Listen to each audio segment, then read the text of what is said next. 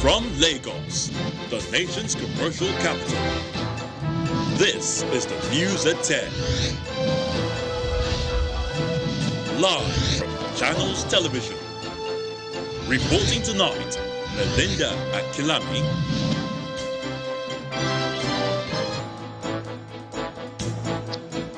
Hello and welcome. Tonight, the chairman of the Independent National Electoral Commission seeks speedy prosecution of persons arrested over vote buying during the Ekiti State governorship poll to serve as a deterrent to others. Police evacuate persons, including 26 children, alleged to have been held against their will in a church in Ondo State. Residents protest continued fuel scarcity in the nation's capital, Abuja, demand strict monitoring of petroleum marketers to avoid hoarding of the product. And Ukraine forces say they are being pounded by heavy Russian artillery as they battle to keep the city of Lysychansk. And on business news tonight, local and foreign investors trade 485.4 billion naira worth of equities in the second quarter of 2022. On sports news tonight, unseeded French woman Alice Cornet ends Iga Swiatek's 37-match winning streak with a stunning victory in the third round at Wimbledon.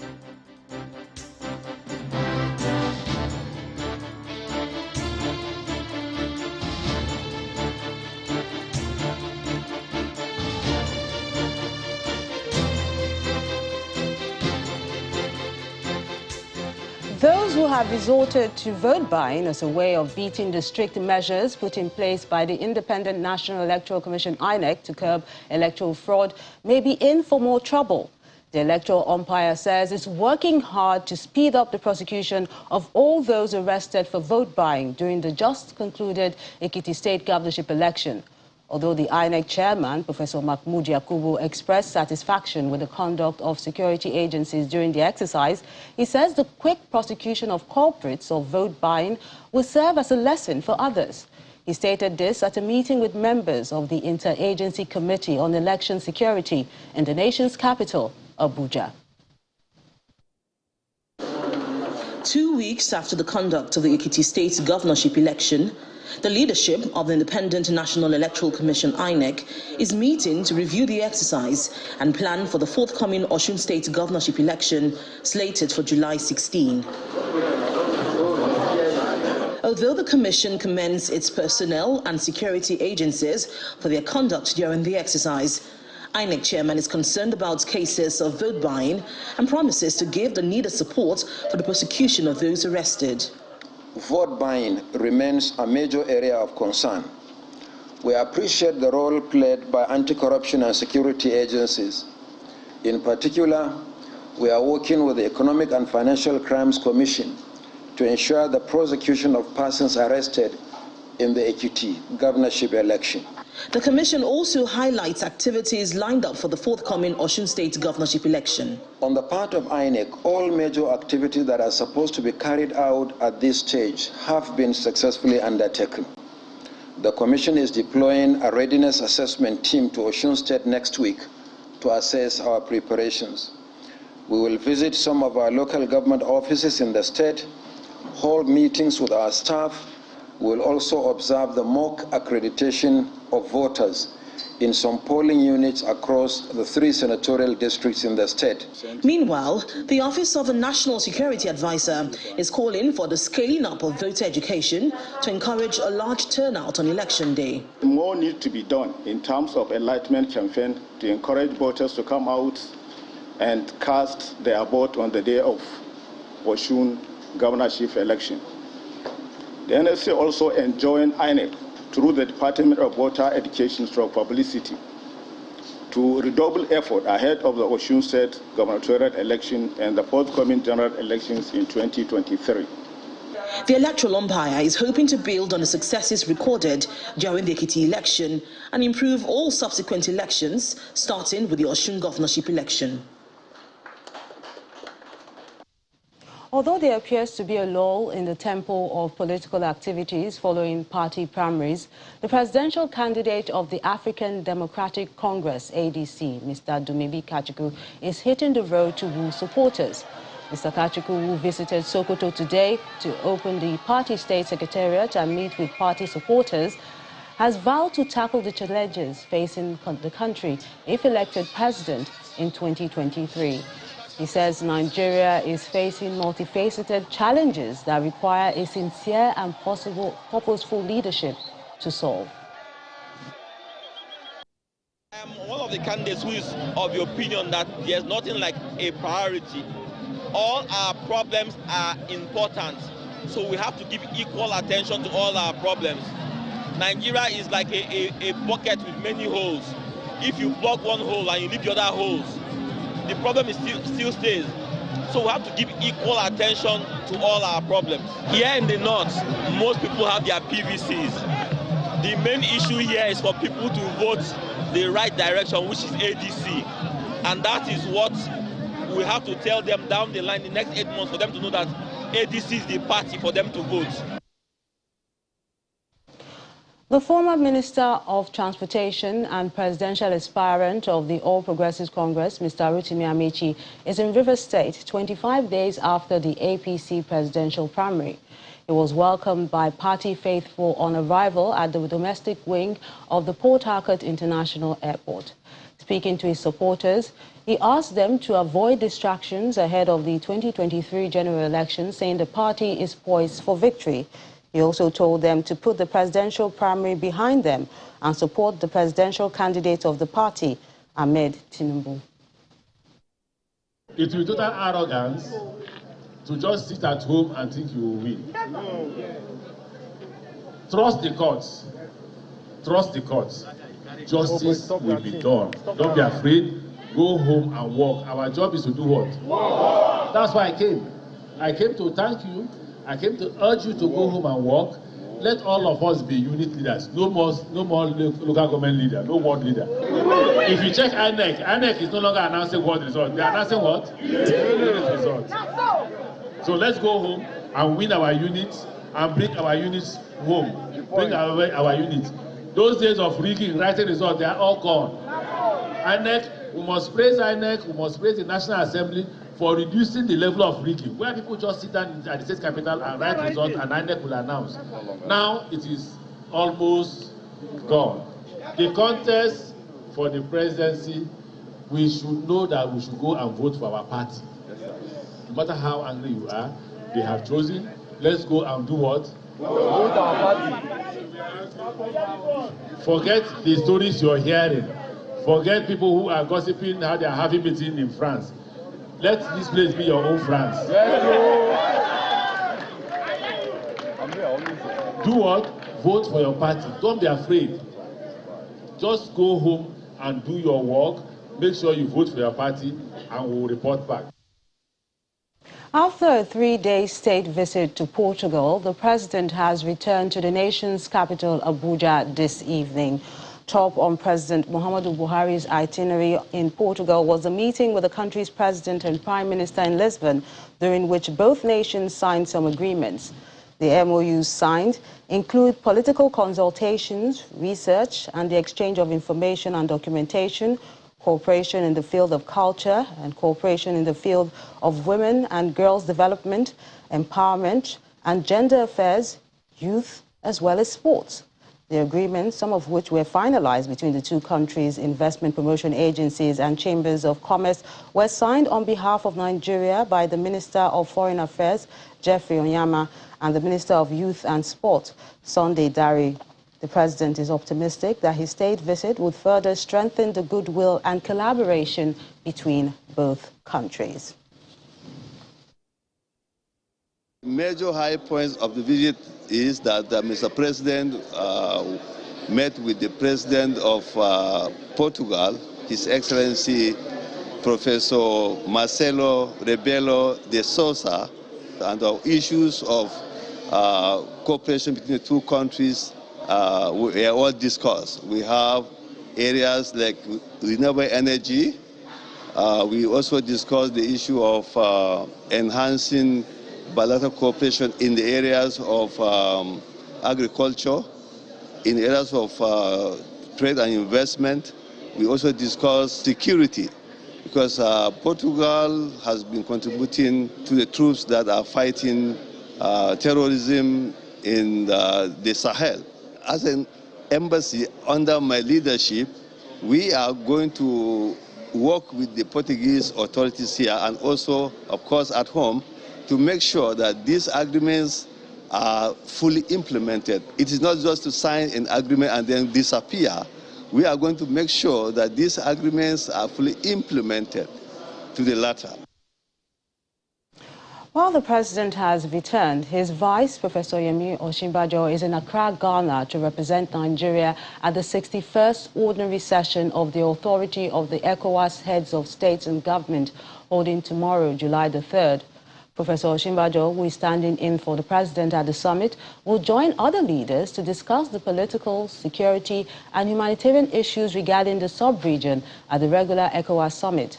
With updates from the Mediation and Security Council of ECOWAS on political developments in the region and in the Sahel region, the meeting is also expected to review the situation in Mali, Guinea and Burkina Faso, especially towards restoring democratic rule. The meeting is coming barely a month after the president joined other ECOWAS leaders in Accra, Ghana, to deliberate on the situation in the sub-region, urging for more attention to be paid to the victims of unconstitutional change of government. On the sidelines of the summit, the vice president will participate in a meeting of 5 West African countries involved with the Abidjan-Lagos Corridor Highway Development Project to connect the capitals of 5 West African states, as Cote d'Ivoire, Ghana, Togo, Benin and Nigeria, and stretches for approximately 1,028 kilometers.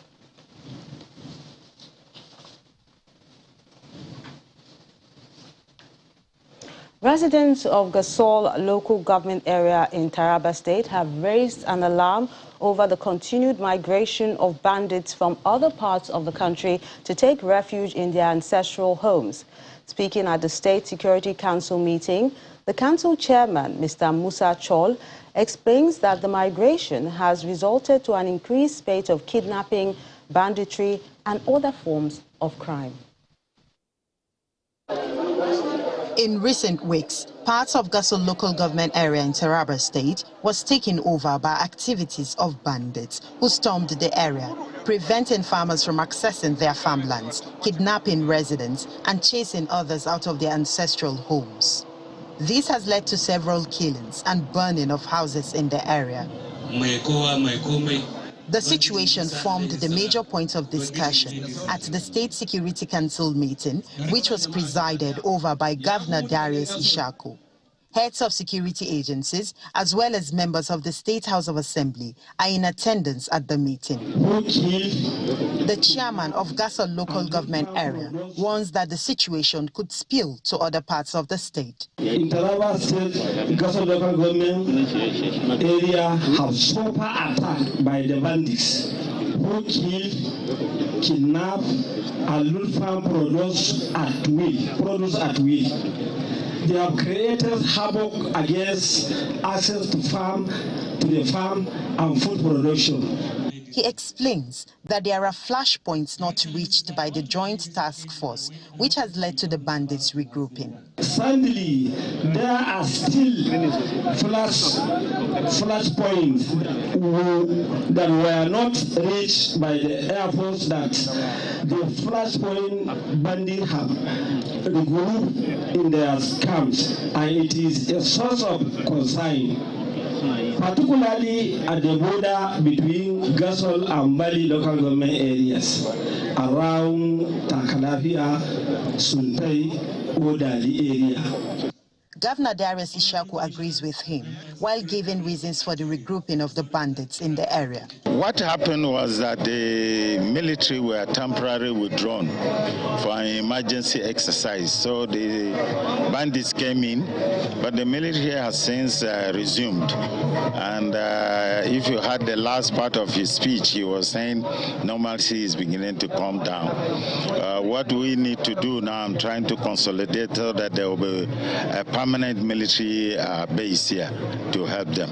Residents of the area are hopeful that the military base will be a reality to address the situation, especially as the farming season begins. In part two, after the break, the Pension Transitional Arrangement Directorate warns pensioners against patronizing fraudsters as facilitators in the pursuit of pension claims. That's in a moment. Stay with us.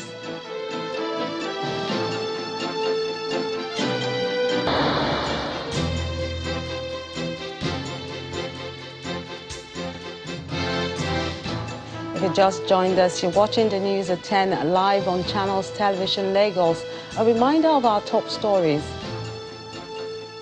The chairman of the Independent National Electoral Commission seeks speedy prosecution of persons arrested over vote buying during the Ekiti State governorship poll to serve as a lesson to others.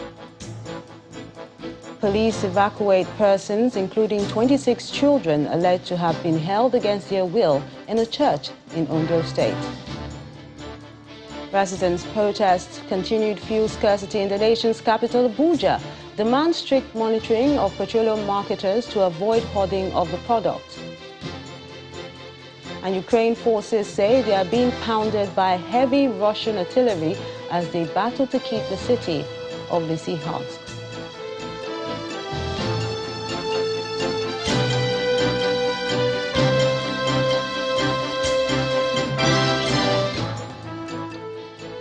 Over 70 people, including 26 children, have been evacuated from the basement of a church building in Ondo Town, the headquarters of Ondo West local government area of Ondo State. The children are believed to have been kept at the church located at the Valentino area of the town against their will.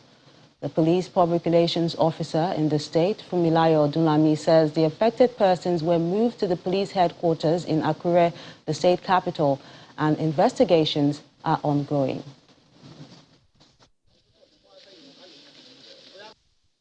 Yesterday evening, we went to the station to report a case of abduction, that some of our children left home since last week and they were yet to get back. And she said she knew where they were. Policemen who actually followed her to where they were realized it was a church, and while trying to talk to the pastor of the church, the members there turned violent and attacked the policemen. It took the help of some of the people in the area to douse the tension, and we found out that there were 77 members who were there. What we had, according to the few investigation that had been done, was that the assistant pastor there told them Jesus was supposed to come by April, but later told them that rapture was going to take place by September 2022. And because of this, he encouraged some of them to stay back in church and told them there was no basis going to school, that they were to obey their parents in the Lord and not their biological parents. After that, we also realized that they were kept in an underground within the church. That's where they've been sleeping. We have a case of one of the members who left school, a part 3 student who left school without consent of the parents and left home and has been staying there since January. We also have those who feel, since their parents do not believe in what they believe, then their parents are not in the Lord, so they cannot obey their parents. Investigation is ongoing, and of course, at the end of the day, they will be charged to court. Staying with security matters, members of the Interfaith Coalition are asking the federal and state government to act fast and address the country's deteriorating security situation before it gets out of hand. Addressing journalists after a meeting of the coalition in Abuja, the coordinator of the group, Mr. Daniel Kazai, expressed concern over the continued killings in Kaduna, Zamfara, Benue, and other parts of the country. We need to do something. We are calling on our leaders to do something. If our own generation offend them in any way, we are sorry. Do something to protect us. Give us the peace that you have sworn while taking out of office, that you are going to, serve this nation and protect lives and property of Nigerians. We are tired of these killings. We are tired of this kidnapping. We are tired of all the problems. Today, the youth, the students are at home. ASU has been on strike for the past 4 months down the line, no school, no hospital, no road. We can't continue this way. Let's not pretend to ourselves. The leaders understand this problem. They know we have problem. Review our security structure so that we can live peacefully in this nation. Let there be peace. People should be able to move from here to Kaduna freely at any hour of the day. The killing in Benue State should stop. The killing in Zamfara should stop. These are Nigerians. In fact, some of them were out there during the election to vote in people that are in leadership positions in this country today. And I think it's a huge disservice to them for people that are in authority to leave them to their fate. Residents of the nation's capital, Abuja, seem to be running out of patience over the lingering fuel scarcity, as dozens of them today protested at the Unity Fountain, alleging hoarding of the product. The protesters displayed placards claiming that petroleum marketers are selling the product to black marketers at night, who in turn sell at exorbitant prices to end users. They are calling for strict monitoring of the activities of the marketers, including a clampdown on those who hoard or divert the product. Queues at petrol stations in the nation's capital have been regular in the last few months, and it's not abating. Black marketers are having a field day as motorists spend man-hours waiting to buy the product. Frustrated, these residents have taken to the streets to protest the persistent situation. They want government to take action against the marketers. The problem we are having at the moment, the reason the queue has returned to our filling stations is because of the marketers. The marketers are bent on plunging Nigerians into untold suffering and hardship. Today, the NNPC has not increased the price to which they have been buying before, but they want to increase the price for Nigerians. And to this end, we are here to say no to the antics of these marketers. There are different black marketers with their gallons selling petroleum. In the night, they sell to them and they sell to us at outrageous prices.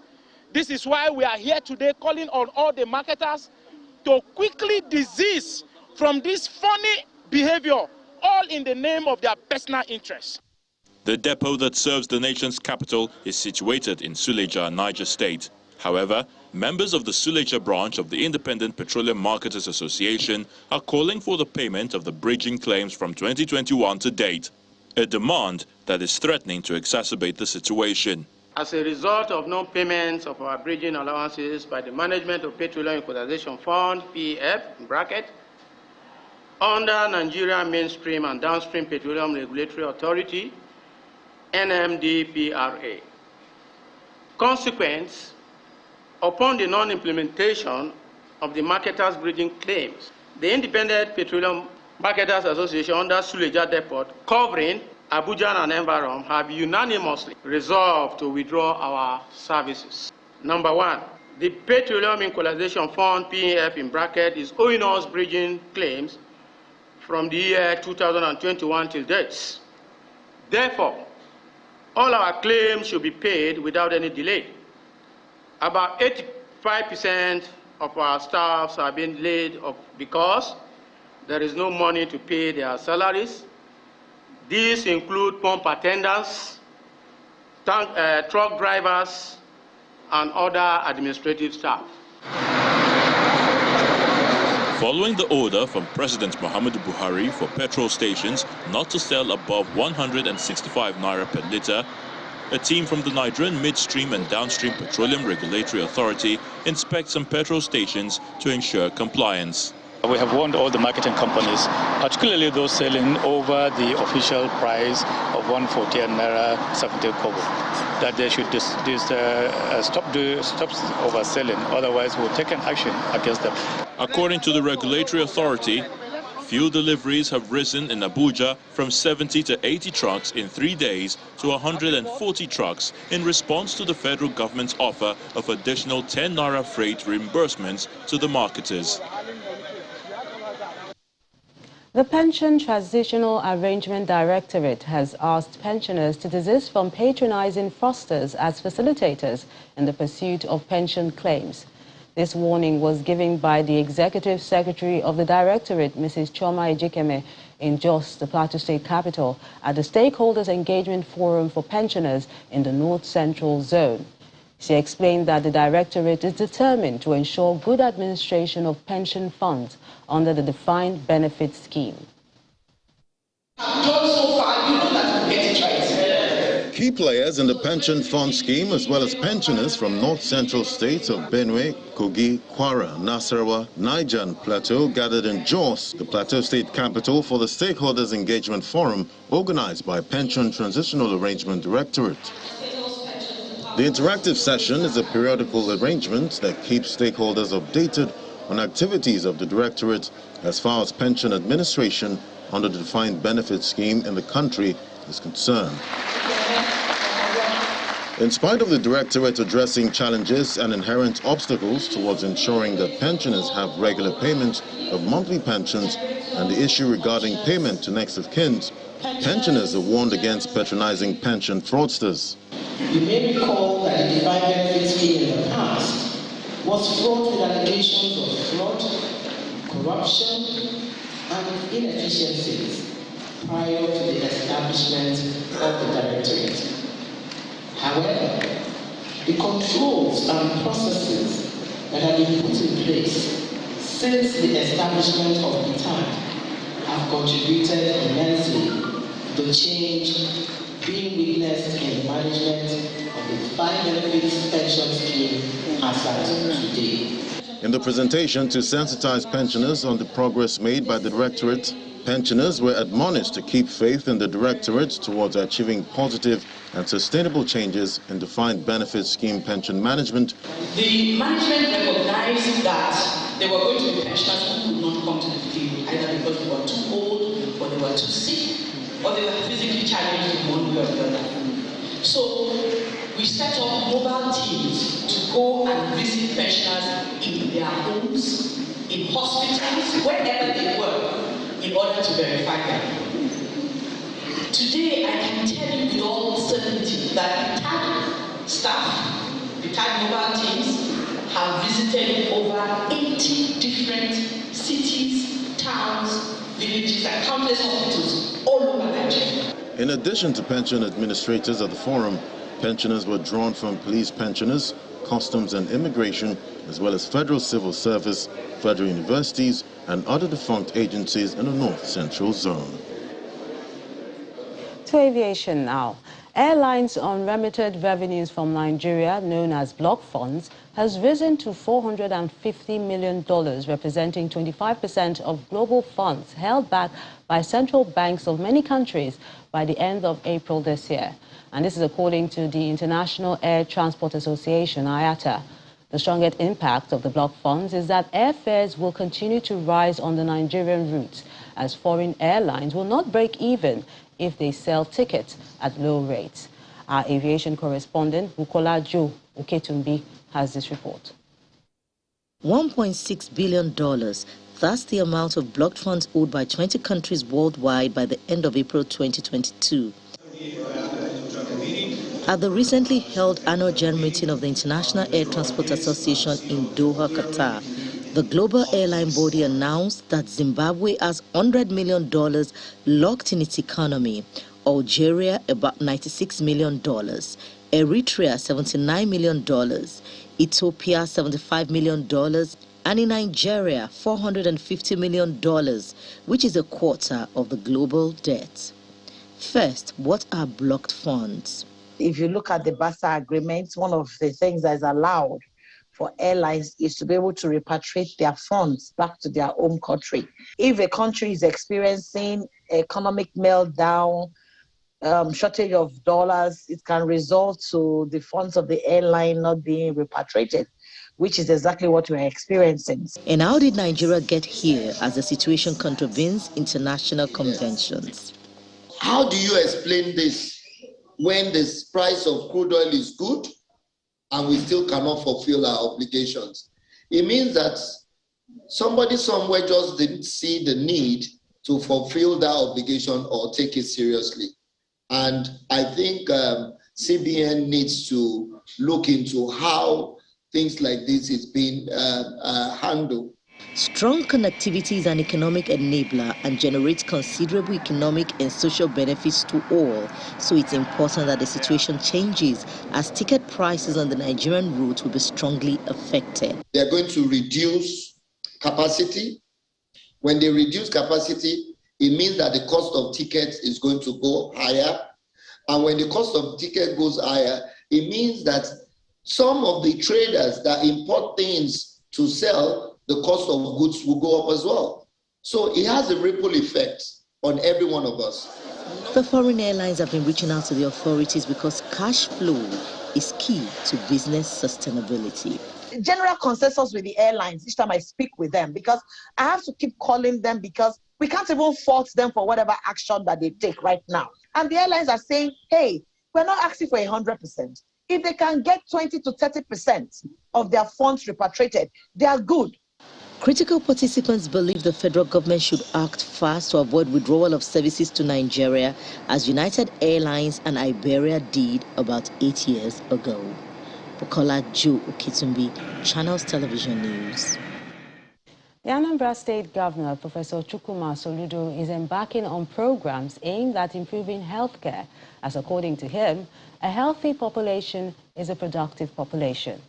The governor is seeking special partnership with the World Health Organization, that's the WHO, for support in the areas of primary health care, disease prevention and control, as well as data management. The meeting with the WHO comes as the governor flags off the construction of a coordinated wholesale drug center in an effort to end an open drug market, curb counterfeiting, and other unwholesome activities. This massive piece of land at Oba in Idemili South local government area of Anambra State was recently allocated for the construction of the International Drug Coordinated Wholesale Center. Governor Chukwuma Soludo and other dignitaries arrived to perform the groundbreaking and kick off work on the project. To the glory of God. The center is being constructed in line with the drug distribution guideline approved by the federal government to be established in 3 zones across the country, including Lagos, Kano, and Anambra states.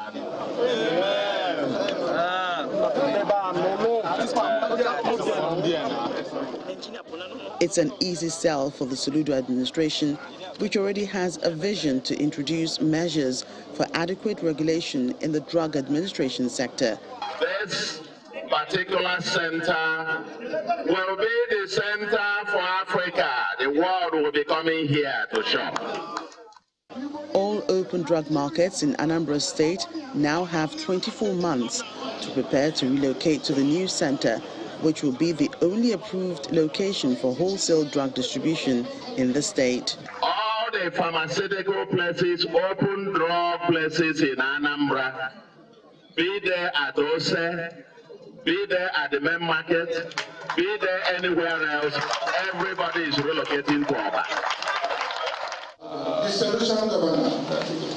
Back at the Governor's Lodge, Governor Soludo receives the World Health Organization country representative, Dr. Walter Molombo, and members of his team, with discussions focused on a partnership in areas of public health, disease prevention and control, as well as data analysis and management. We believe that it's now time to really strengthen the special partnership relationship with the WHO. You've got a global perspective. You know what works, what doesn't work. As we try to get into the area of public health, the area of lifestyle change, the area of prevention and care throughout the entire value chain. Dr. Mulumbo is excited about the prospects of such a collaboration with Anambra State. I was very moved by particularly your, what you call Soludo Health Solution, know your numbers. And I would like to partner with you. And that's why. The state government says it's committed to implementing its healthcare agenda of a healthy and productive population across Anambra State. In keeping with its pledge to reduce traffic congestion in the Lagos metropolis, the Lagos state government is restating its resolve to deliver the Ojota-Okpebi Link Bridge project in June next year. This is according to the Special Advisor to the State Governor on Works and Infrastructure, Aramide Adeyoye. She describes the Link Bridge construction as a legacy project aimed at decongesting traffic in the Ikeja axis and Ikorodu Road, and also enable commuters to link the third mainland bridge with ease.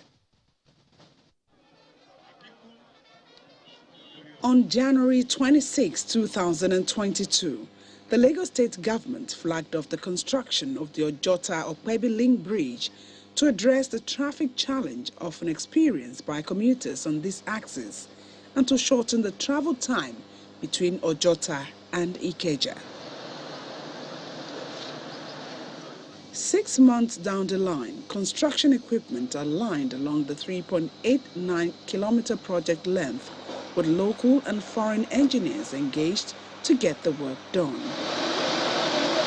The Special Advisor on Works and Infrastructure overseeing the project is on site, alongside the Commissioner for Transportation and other stakeholders involved. It's been a challenging start to the project, considering the type of soil on the land space. The piling is about 1.5 meters in diameter. The project managers give other details. We have done 60 boreholes up to 40-meter depths. We have done 100 CPTs, cone penetration tests, up to 25-meter depths. The challenging point of this project is that we have very difficult terrain. This is the most dewatering point of Lagos, so all the water is coming from Ikeja area and is guided through the lagoon. So we have a very swampy area. We have bad soil conditions up to 20-meter depths. The piling process is expected to last 3 months, while the bridge will be delivered by June next year. There are 2 bridges. There's one from the main expressway down, and there's the one that actually connects from here back to Okpebi, aside from other MSC walls and other connecting roadway links. All in all, the total estimated construction period will be for 15 months. So we are hoping and praying that by May, June next year, the contractor will be finished with this. It's an accelerated construction, and then also with precision. What is unique also about this is the size of the bout piles. What you have averagely around here, if it's not over water, if it's not a bridge over water, you would ideally use a 600, a 900 by or 1 meter. So in Pen Cinema, we have used diameter 1 meter. In Regional Road, we have used 1 meter. But here we are using 1,500 mm. In terms of the quality of work, well, this is not something that we are toying with. We haven't done this kind of heavy construction work for bridges apart from Lekki Ikoyi Bridge 8-10 years ago. So this is similar to what you have in Lekki Ikoyi Bridge. So, and of course with the contractor, they are ISO certified. You can expect the world-class standard that you will get. The Ojota-Okpebi Link Bridge will widen the option for commuters to connect other areas of the state. This project is in 2 phases. So the first one is connecting to Odoyalaro. The second one is going to connect to Ogudu. And so people will be able to connect the third mainland bridge and then head to the island. So what this will do is decongest Mobolaji Bank Anthony, which is always congested in the morning. That's a very important route to go to the airport. And it would also decongest Kudu Atabiola. So it gives people options to actually navigate from Ikeja to the island. The Lagos state government says it's adopting a modern-day construction method to deliver the Ojota-Okpebi Link Bridge without resorting to the demolition of structures, all in a bid to provide safe transport solution for Lagosians.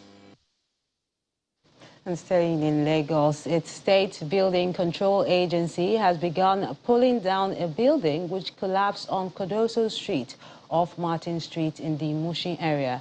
The laws in the state confers rights on the state government to take possession of the site of any collapsed building.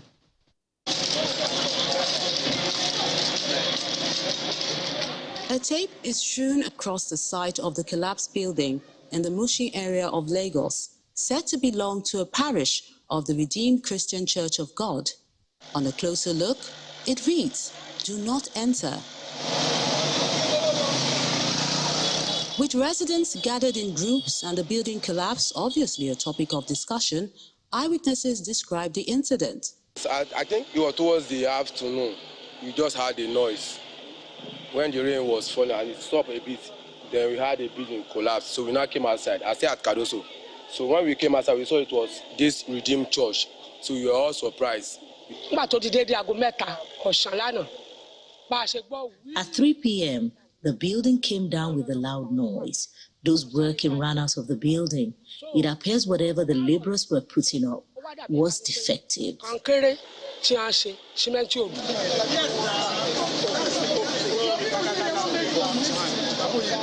The laws in Lagos State affords the government to take over any collapsed building site. With that in sight, parishioners go in to evacuate some of the church's properties.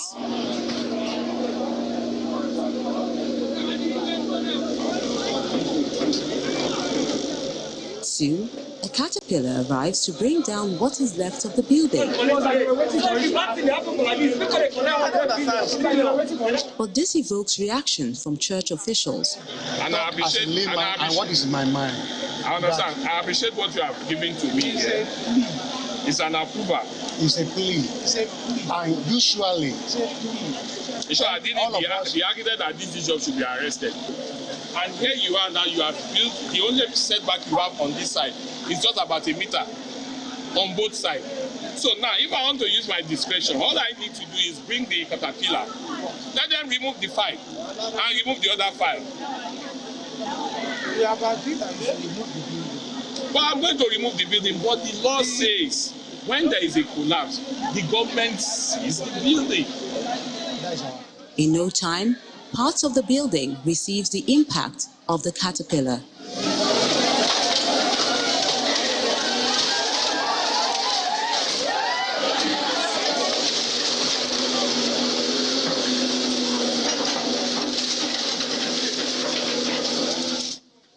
The Lagos State government says it's relentlessly pursuing the goal of ensuring that all buildings across the state are fit for habitation and do not pose a risk to nearby structures. Now let's find out what's happening in the world of business. Laddie Williams is standing by with the details.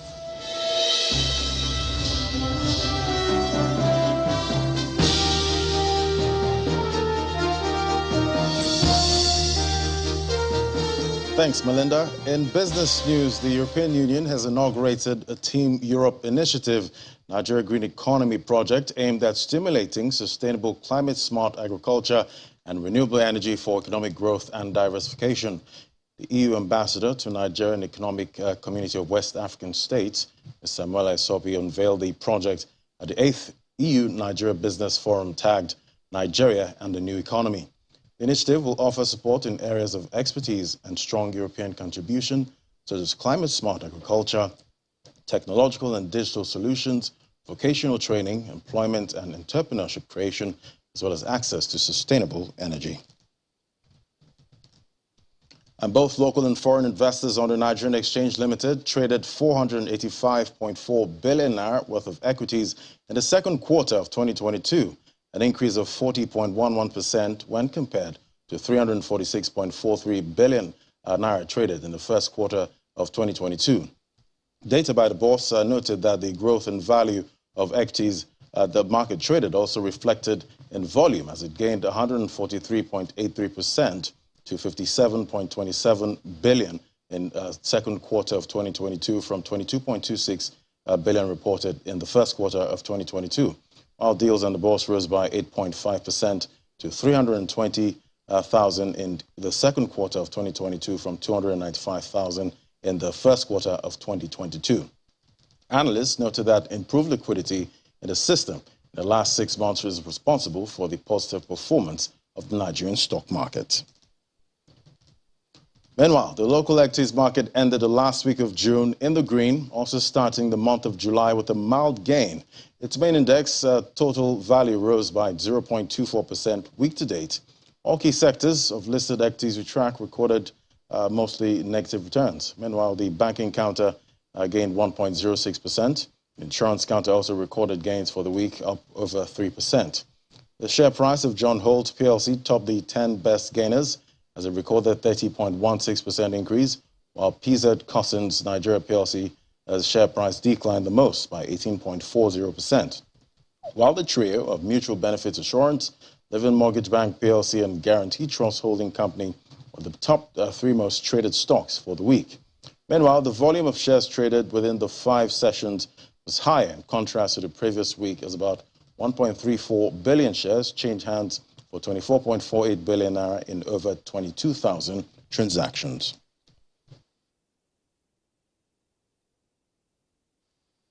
And that's it on business. It's back to Belinda with the rest of the news.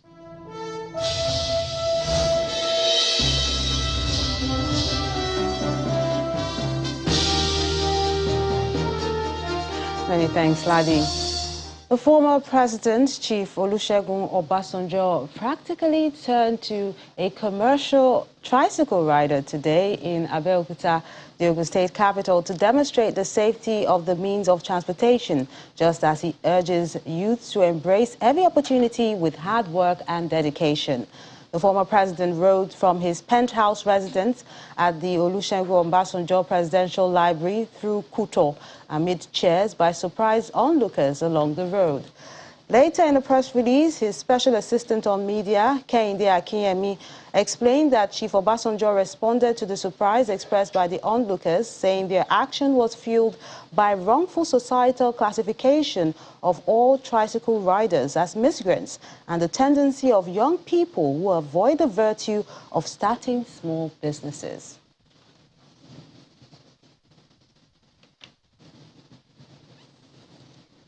The Center for Law and Business and Babri Global, that's 2 foremost legal education institutions, have announced a partnership that promises to bring immense benefits to lawyers and the legal profession in West Africa and ultimately the African continent. The partnership will enable lawyers in Nigeria, Ghana, Sierra Leone, the Gambia and other West African countries prepare within their jurisdictions for examinations to be called to the New York Bar, the California Bar and UK solicitor, allowing them obtain cross-professional qualifications to make them globally relevant. Our judiciary correspondent, Shola Shoyele, has this report. Center for Law and Business, popularly known by its acronym CLB, was established in 2004 with the objective of providing access to world-class education for Nigerians and students all over the world. In furtherance of its objectives, CLB has partnered with another global leader in legal education, Babri Global. Babri Global, with its headquarters in Dallas, Texas, prides itself as a learning company which puts its students first. In over 55 years, it has helped over 1.5 million lawyers, judges and law students around the world prepare and pass bar examinations. The partnership between the 2 leading institutions will enable the legal community in West Africa to prepare within their jurisdictions for examinations, allowing them obtain cross or multiple professional qualifications. But how will this work? That's what this free webinar is about. It had the title, The International Lawyer, Cross-Professional Qualifications Masterclass, Opportunities and Advantages of Multi-Jurisdictional Capabilities. It was a hybrid event which attracted this small group of participants to this room, with many more joining online. Chris Jorgensen, a lawyer qualified to practice in the US and the UK, kicked off the webinar with the advantages of obtaining foreign or dual qualifications. The practice of law today is much more cross-cultural and spans political borders than what it used to.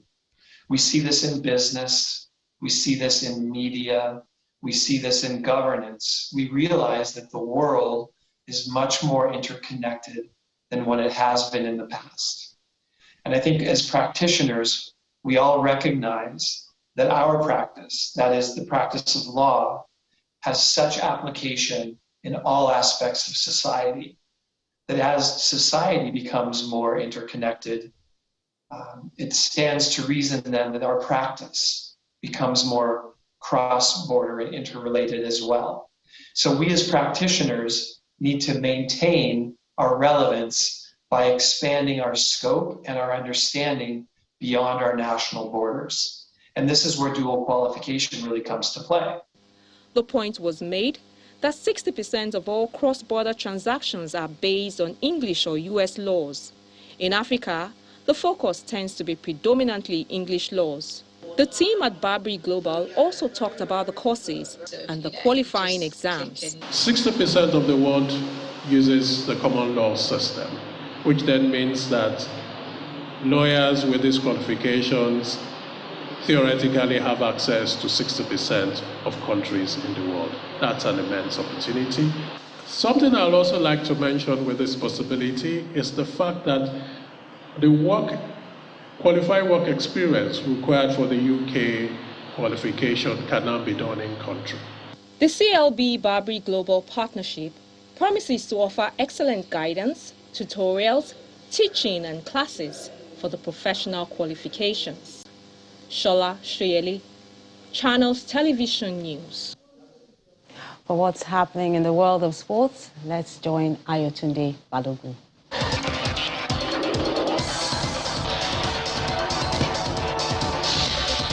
Many thanks, Melinda. Mali's senior men's basketball team have continued their strike for the second consecutive game of the FIBA African World Cup qualifiers as they boycotted their game against the D Tigers of Nigeria today. The Malian players have been at loggerheads with their federation following the non-payment of their allowances and bonuses.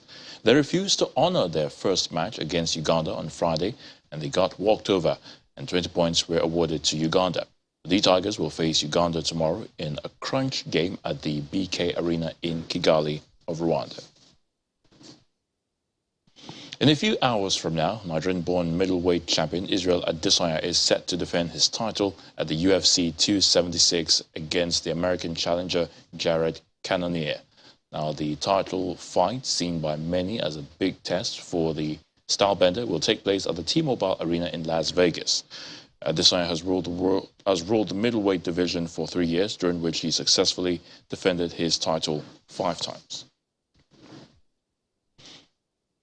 World number 1 and top seed Iga Swiatek suffered a shock third-round defeat at Wimbledon when she crashed 6-4, 6-2 to France's 32-year-old Alice Cornet on Saturday. Swiatek, the red-hot favourite and boasting a 37-match winning streak spanning 4 months, was well below her best as she lost the last 6 games of the match on court 1.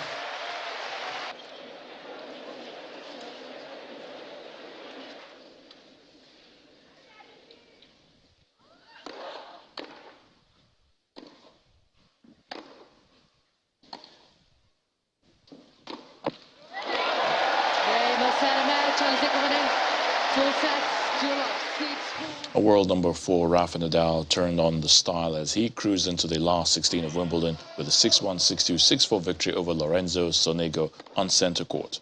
After slightly underwhelming performances in previous rounds this tournament, Nadal was back to his brilliant best, dominating his opponent with an energetic and almost faultless display.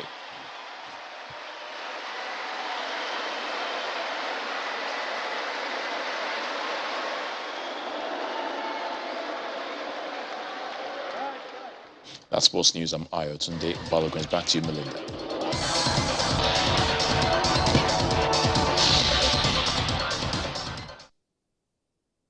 Many thanks, Ayo. The United Nations has condemned the storming of Libya's parliament in the eastern city of Tobruk by angry demonstrators as part of protests against the economic turmoil and political deadlock in the country. Hundreds of protesters marched in the streets of the capital, Tripoli, and other cities on Friday, with many attacking and setting fire to government buildings. The protests come a day after leaders of the parliament and another legislative chamber based in Tripoli failed to reach an agreement on elections during UN-mediated talks in Geneva, Switzerland. Libya failed to hold elections in December following challenges such as legal disputes, controversial presidential hopeful, and the presence of rogue militias as well as foreign fighters in the country. Ukraine says its forces are enduring intense Russian shelling in the eastern city of Lysychansk, but denies claims that they are surrounded. It's the last Ukrainian-held city in Luhansk, part of the industrial Donbas region. Capturing the city will allow the Russians to push deeper into the wider eastern region of Donbas, which has become the focus of their offensive since failing to capture Kiev after launching their military operation in Ukraine in late February. Last week, Russia captured the nearby city of Sorodinetsk. Russia has also fired more missiles at cities in the north and the south.